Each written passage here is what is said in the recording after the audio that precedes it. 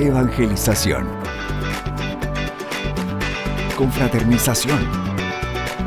Edificación.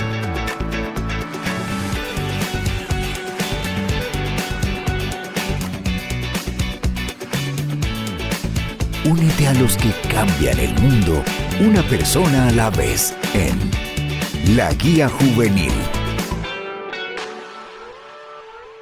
Que el Señor les bendiga, hermanos líderes y hermanas lideresas de células juveniles. Sean bienvenidos una vez más a su programa La Guía Juvenil, en el cual estaremos desarrollando un tema que va a ser de mucha importancia para que este próximo sábado podamos impartirlo a los jóvenes de acuerdo a lo que Dios quiere decirnos. Les saluda Oscar Larios, supervisor de células juveniles, y me acompaña en este momento un pastor al cual yo aprecio mucho, el pastor Gerardo Campos, pastor coordinador del distrito número 3. Bienvenido, hermano. Muchas gracias, Oscar. Gracias, hermano. Es un privilegio poder estar contigo. Amén. Muy bien. Bueno, hermano, entonces vamos a desarrollar el tema de este sábado que lleva por título Planeando en Oración. Un tema muy importante. Sí, definitivamente. Sí, así es. Bueno, en la guía juvenil se va desarrollando ciertos elementos. El primero de ellos es para comenzar. Da una pequeña introducción relacionado a lo que lleva este contenido y habla acerca de Nehemías. Nehemías, este personaje en el cual a través del silencio, del sigilo, realizaba oraciones a Dios para que se cumpliera un propósito el cual tenía en su corazón. ¿Es así, verdad, hermano? Sí, es interesante encontrar eso en el relato bíblico, como él aguardó cierto tiempo muy dolido en su corazón por lo que ocurría con sus hermanos en Jerusalén. Él estaba muy bien como copero del rey Artajerjes. Sin embargo, las circunstancias de la vida y Dios gobernando las circunstancias le llevaron a un encuentro con una realidad de la cual él no se pudo desligar. Así es. Y eso es lo que vamos a ir desarrollando en el transcurso de este contenido. Y para lo cual, hermanos, vamos entonces a leer la palabra de Dios que se encuentra en Nehemías capítulo 2, a partir del versículo 1 al 8. Así que nos ayuda con la lectura, hermano. Gracias, con mucho gusto. Amén. Nehemías, entonces, capítulo 2, versículo 1, dice: un día en el mes de Nisán, del año 20 del reinado de Artajerjes, al ofrecerle vino al rey, como él nunca antes me había visto triste, me preguntó: ¿por qué estás triste? No me parece que estás enfermo, así que debe haber algo que te está causando dolor. Yo sentí mucho miedo y le respondí: que viva su majestad para siempre. ¿Cómo no he de estar triste si la ciudad donde están los sepulcros de mis padres se halla en ruinas, con sus puertas consumidas por el fuego? ¿Qué quieres que haga?, replicó el rey. Encomendándome al Dios del cielo, le respondí: si a su majestad le parece bien, y si este siervo suyo es digno de su favor, le ruego que me envíe a Judá para reedificar la ciudad donde están los sepulcros de mis padres. ¿Cuánto durará tu viaje? ¿Cuándo regresarás?, me preguntó el rey, que tenía a la reina sentada a su lado. En cuanto le propuse un plazo, el rey aceptó enviarme. Entonces añadí: si a su majestad le parece bien, le ruego que envíe cartas a los gobernadores del oeste del río Éufrates para que me den vía libre y yo pueda llegar a Judá. Y por favor ordene a su guardabosque, Asaf, que me dé madera para reparar las puertas de la ciudadela del templo, la muralla de la ciudad y la casa donde he de vivir. Y el rey accedió a mi petición, porque Dios estaba actuando a mi favor. Vamos entonces a desarrollar los primeros puntos, y el primero se llama de la tristeza al temor. Hermano Gerardo, vemos aquí a un Nehemías triste, en un ambiente en el cual se sabía, como dice el versículo 2, que estaba prohibido expresar estas emociones ante el rey. Pero a pesar de eso, no solo había tristeza, sino que también tenía miedo ante esas restricciones. En esas situaciones, hermanos, hay muchos jóvenes en las cuales también pasan situaciones adversas, tristes, en las cuales tienen miedo. Pero en la palabra de Dios vemos que esa tristeza que se convirtió a miedo, Dios lo usó con un propósito. También pueden haber en algunas situaciones con jóvenes así, ¿verdad, hermano? Sí, hay momentos en donde hay cargas, hay dolor, hay sufrimiento que en silencio se sobrelleva, entre comillas, sobrellevar, hasta el punto de no poder más. Y lo bueno es tomar ese riesgo. Hay riesgos que son los que producen cambios importantes y abren puertas necesarias de poder pasar. Porque a veces hay jóvenes que, repito, están guardando cosas, secretos de mucho dolor. Pero cuando sin más poderlo soportar, lo ventilan, lo dicen, hablan, que es lo mejor, y no estar con una tristeza que deprime, que le bloquea, que le impide desarrollarse, porque esos bloqueos mentales, emocionales, pues son obstáculos muy serios para poder salir adelante en la vida. Lo mejor es tomar ese riesgo como Nehemías, que sabía que si él era el copero del rey, imagínate, servía el vino y el vino significaba alegría. ¡Qué contraste! El copero triste. Entonces nadie, como tú lo has dicho, podía estar en esa condición delante del rey. Era para que se le tratara de acuerdo a las leyes de ese imperio. Era el imperio persa. Pero Nehemías no soportó más, porque tenía la carga de su pueblo. Interesante, porque él estaba feliz hasta que tuvo el encuentro, como en las lecciones anteriores lo notamos, con una realidad que él desconocía. No pudo desligarse de ella. Y entonces, ante esa pregunta, él fue franco y declaró. Y pasó entonces de la tristeza al temor. ¿Qué va a pasar? Hay jóvenes que piensan, si yo digo, si cuento, si busco ayuda, si denuncio, si busco a alguien que me escuche, ¿qué puede pasar? ¿Qué van a pensar de mí? ¿Qué consecuencias van a haber? Pero no hay que detenerse, porque el temor puede bloquear, pero cuando lo sobrepasamos y nos decidimos a hablar de lo que hay en el interior, pues eso puede abrir las puertas que Dios quiere abrirnos para sacarnos a una situación diferente. Sí, definitivamente, hermano. Yo creo que eso que usted menciona y lo rescato, el hecho de que muchos jóvenes que pueden estar enfrentando situaciones muy difíciles pueden tener miedo al expresar o hablar estas situaciones, en lo cual también como Nehemías nos enseña a través de la palabra de Dios de que él enfrentó el miedo y por lo cual esto trajo una consecuencia que lo vamos a ver en los siguientes puntos. Sí, Amén. interesantísimo. Bueno, hermano, continuando entonces, el segundo punto se trata una meta clara. Las metas tienen características. Por ejemplo, tiene un tiempo y lo podemos ver en el pasaje bíblico que hemos leído, en el cual el rey le pregunta a Nehemías, ¿cuánto tiempo? ¿Cuánto durará? Y ahí específicamente dice un plazo. Y también las metas tienen un objetivo específico. El rey también le preguntó, ¿qué es lo que quieres? Y Nehemías también le responde que lo que quería era reedificar la ciudad, volver a esa ciudad. Hermano, en ese sentido, ¿por qué es importante que la juventud tenga metas claras?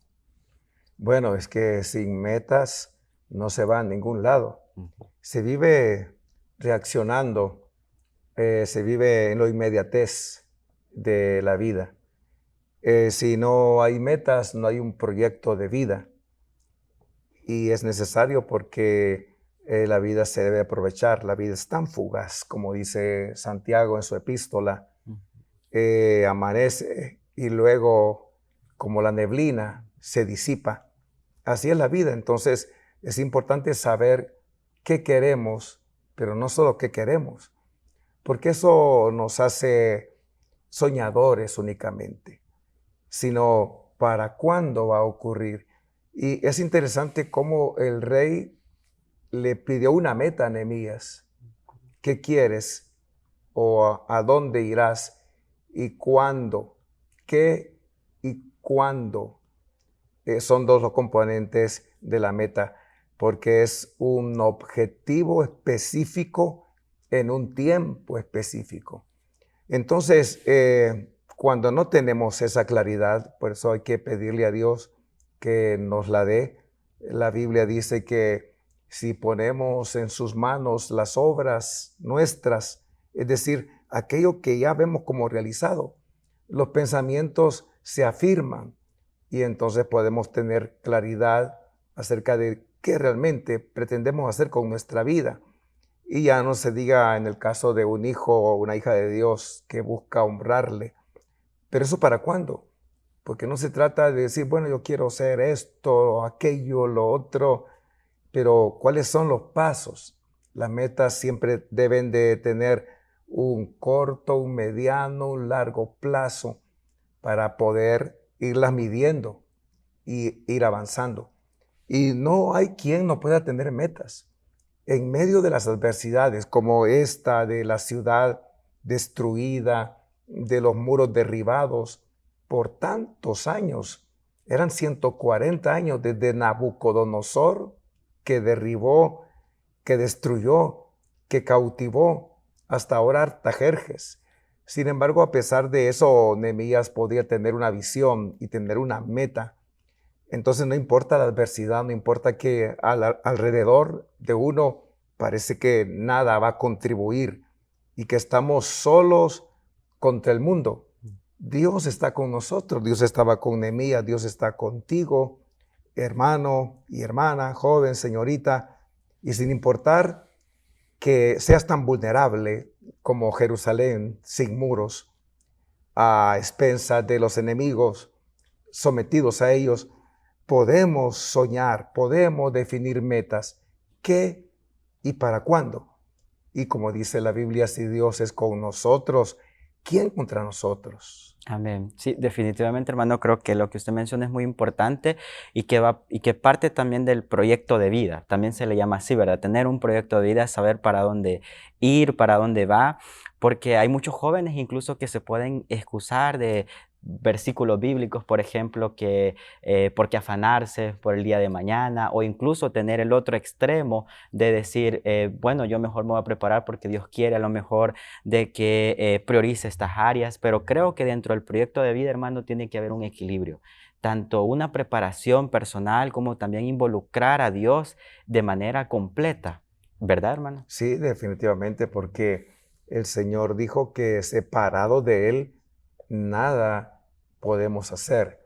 Entonces, creo que la manera más triste de vivir la vida es no ir a ningún lado. Y cuando alguien no va a ningún lado, cualquier transporte es bueno.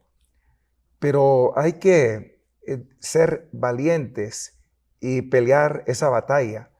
La Biblia dice que tenemos una carrera por delante y hay que correr para ganarla, no para competir. Y cada quien compite no con otros, no hay que compararnos, sino que la meta es personal y cada quien va a su ritmo, al ritmo que Dios permite. Pero no se trata de golpear al aire, como Pablo dice, sino que más bien nuestra vida debe de someterse, eso es disciplina. Sin disciplina, que es ajustar el carácter y el esfuerzo para lograr un fin, no vamos a lograrlo. Aunque digamos mi meta es esto para este tiempo, pero va a quedarse ahí, se va a esfumar. Si no hacemos como Pablo dice, golpeo mi cuerpo, lo pongo en servidumbre. Eso habla de disciplina para poder alcanzar y coronar la carrera. Por eso dice, corred de tal manera que obtengáis el premio, tu premio, lo que Dios quiere darte a ti y a nadie más. Creo, hermano, que también con el tema de las metas y el de tener un proyecto de vida, uno puede palpar más la respuesta de Dios, porque uno a veces al tener claro lo que uno quiere y uno le está pidiendo a Dios, y eso se puede volver realidad en la vida del joven. El joven tiene claro de que es una respuesta de Dios y justamente de eso se trata el tercer punto, la respuesta divina. A través de lo que al principio Nehemías tenía tristeza, luego miedo, luego el rey le preguntó qué era lo que quería, cuánto tiempo se iba a tardar. Nehemías respondió. Y aún a pesar a lo mejor en ese momento con miedo, nunca se imaginó que todo lo que estaba pasando en ese momento era propósito de Dios para que se cumpliera y fuera una respuesta de la petición que le hacía Nehemías. En ese caso, hermano, que es importante también mantenernos firmes en oración para que de esa manera Dios responda a los jóvenes. Sí, muy importante porque el texto nos muestra a un Nehemías callado, pero en oración, poniendo en las manos de Dios todo. Así tiene que ser la vida de todo joven, de toda señorita, en las manos de Dios vivirla. Y cuando llegó el momento donde la puerta se abría, el texto bíblico dice que Nehemías hizo una oración. Pero esa breve oración fue el cierre de periodos que él había tenido de oración. No es que una breve oración traiga grandes respuestas, es una vida de oración, donde cada día ponemos en las manos de Dios nuestros planes, nuestros proyectos, y esas oraciones van a tener un desenlace. Y cuando digo esto, recuerdo cuando Elías oraba por lluvia intensamente y mandaba a su criado para que atisbara para ver si habían señales, y por 7 veces que lo envió no había ninguna señal, pero él insistía hasta que una señal insignificante, que es descrita como una pequeña nube, como la palma de la mano de un hombre, fue suficiente para que Elías comprendiera que la respuesta de Dios había llegado. Entonces, todo lo que planeamos debe de ir acompañado de oración. La oración es la manera en que respiramos espiritualmente. Y qué bueno es depender de Dios, porque como tú dices, sabremos cuándo Dios nos responde. Pero a veces el cristiano se desanima porque dice, ¿para qué orar si no hay respuesta? Lo que pasa es que las oraciones son muy vagas, pero cuando tenemos una oración definida, una petición específica, sabremos que Dios realmente nos responderá. Fíjate que ahora estoy recordando que el pastor Mario Vega nos enseñó acerca de orar por los amigos que son invitados a la célula y depositar sus nombres escritos en un papelito en una pequeña caja que él llamó la caja de oración. Y entonces él decía que hay que orar hasta que esa persona se convierta y entonces sacar el nombre escrito en el papel. Y yo le decía a unos líderes, ¿qué pasa si nunca se convierte? El papelito con el nombre jamás saldrá. Y entonces, ¿quién ha fallado? ¿Dios o la oración nuestra? Definitivamente que Dios no falla. Por eso, insistir en oración, que nuestros planes estén allí puestos siempre en las manos de Dios hasta que ocurra lo milagroso. Porque para Dios no hay nada imposible. Él es hacedor de maravillas. Y si tú quieres ver grandes resultados en la célula, amigos llegando, señoritas asistiendo, jóvenes, señoritas convirtiéndose, sanándose, una manifestación de Dios, pues hay que insistir en la oración y Dios lo hará. Amén. Qué bueno, hermano, saber eso porque tenemos esperanza, que tenemos un Dios que Él responde y responde en el momento cuando Él considera oportuno, cuando Él considera que es necesario, porque muchas veces hay muchos jóvenes de que sienten desesperación por el hecho de eso mismo, ¿verdad? De que Dios no les responde en el momento que ellos desean, pero es importante esperar en Dios. Y ya para ir finalizando, hermano, algunas palabras para los jóvenes, para los líderes, para poder aplicar ya definitivamente lo que hemos hablado en este momento. Sí, es interesante la respuesta que recibió Nehemías del rey, porque cuando le preguntó, ¿qué tienes? ¿Qué quieres? ¿Y cuándo vas a volver? Nehemías aprovechó para pedir más allá de un permiso para ir. Pidió recursos, pidió protección, pidió cartas que le abrieran el camino. O sea, aprovechó que la puerta se abrió.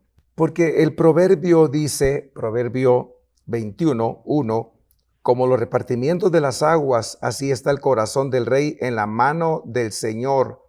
A todo lo que quiere lo inclina. Hay un Dios soberano que mueve todas las cosas. Y quizá hay un corazón duro.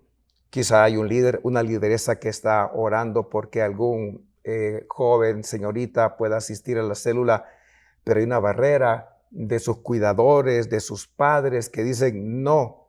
Pero cuando oramos, Dios toca los corazones, a todo lo que Él quiere lo inclina y tendremos grandes respuestas, incluso la conversión o la entrega a Cristo de un joven, de una señorita que parece que es indiferente y su corazón está rebelde por el daño que ha recibido, pero cuando Dios toca los corazones, Él a todo lo que quiere lo inclina. Amén. Qué bueno que con estos temas estamos aprendiendo este tema de la oración como algo muy importante, el de poder también establecer metas claras para de que de esa manera nosotros podamos decirle a Dios qué es lo que queremos, a pesar de que Él conoce también los deseos que hay en nuestro corazón, como dice Salmos también, pero es muy necesario que nosotros se lo presentemos a Él y cuando tengamos la oportunidad como Nehemías, aprovecharla, porque las bendiciones de Dios vienen en abundancia. Sí, definitivamente, gracias a Dios por eso. Pero hay algo interesante, cómo la vida de Nehemías se desenfocó de él. Él estaba bien, como ya lo dijimos, el copero del rey, pero no pudo desmarcarse, no pudo olvidar el sufrimiento de su pueblo, que por muchos años estaba en esa condición.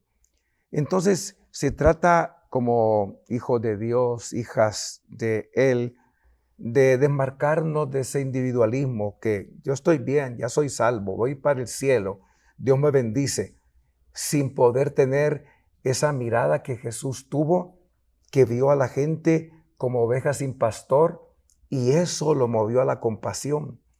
No tendremos compasión a menos que miremos a nuestro alrededor con los ojos de Cristo y veamos a la gente que tras la sonrisa, tras que todo está bien, hay un profundo sufrimiento. Y eso produjo el cambio. Nehemías desechó su posición para arriesgarse y para lograr los tremendos resultados que en otras lecciones vamos a estar conociendo. Así es. Bueno, hermano, le agradecemos mucho porque a través de lo que usted nos ha enseñado, también bajo la palabra de Dios hemos aprendido y esperamos que cada líder y lideresa pueda aplicarlo. Es importante que también nosotros como líderes, lideresas podamos también a practicar este tema, que no solo lo impartamos, sino que también lo practiquemos y comencemos a tener esas metas claras, ¿verdad? Cuántos amigos hay que traer a las células, las conversiones, incluso tenemos como iglesias metas muy claras que hay que lograr y sobre todo practicarla con la oración. Hermano, muchas gracias por acompañarnos. No, gracias a ti, un privilegio siempre. Amén. Bueno, saludos entonces y que Dios les bendiga, hermanos líderes y lideresas de células juveniles.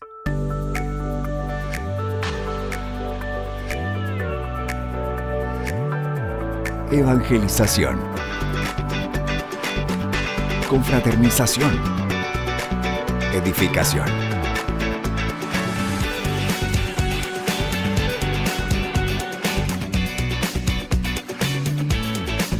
Únete a los que cambian el mundo, una persona a la vez, en La Guía Juvenil.